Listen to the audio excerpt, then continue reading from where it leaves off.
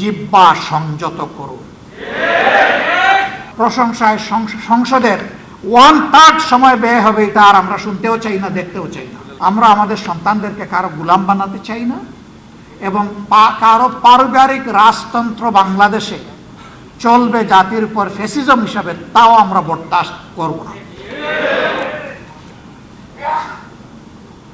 রাজনীতির এই দুষ্ট চক্র ভেঙে দিতে হবে।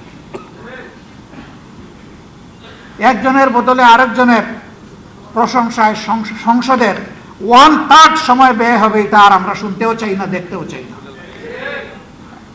প্রশংসা হবে জনগণের, সংসদের ভিতরে কথা হবে জনগণের সমস্যা নিয়ে, সেখানে বসে কুলামনে সমাধান বের হয়ে আসতে হবে।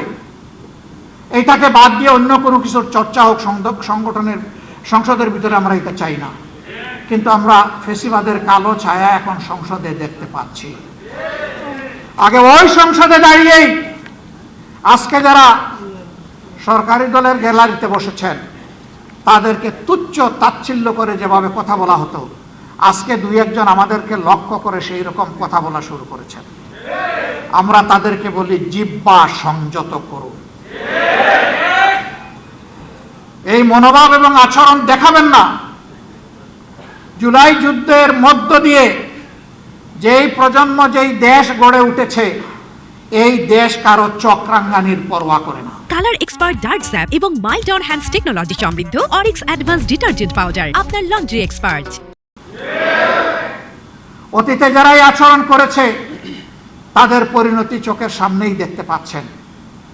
মনে রাখবেন, অপকর্ম করলে আগেরটার চাইতে পরের পরিণতি আরো ভয়ঙ্কর হয়। সে পথেই তো আসছেন। বাইরে তো আপনাদের পদাচারণা দেখছি না, সব কিছু কুক্ষিগত করছেন। বাংলাদেশ ব্যাংকে অভ্যুত্থান করার পরে এখন দেশের সবচেয়ে বড় ব্যাংক, এখন ইসলামী ব্যাংকে আবার নতুন করে অভ্যুত্থান শুরু হয়েছে। যে ব্যাংক দেশের রিমিটেন্সের শতকরা 32% একা আহরণ করে, এই ব্যাংকের যদি অস্তিত্ব বিপন্ন হয়, বাংলাদেশের অর্থনীতি বঙ্গোপসাগরে চলে যাবে। সাবধান করে দিচ্ছি, এইটাকে দলীয়করণ করবেন না। যদি দলীয়করণ করেন ব্যাংকগুলোকে একটার পর একটা, জনগণ আপনাদেরকে ছেড়ে কথা বলবে না। আমি দেশের ব্যাংকের মূল মালিক জনগণকে বলবো, জেগে উঠুন, আওয়াজ তুলুন, ওদের কদর্য চেহারা জাতির সামনে উন্মুক্ত করে দিন। থামিয়ে দিতেই হবে ইনশাআল্লাহ।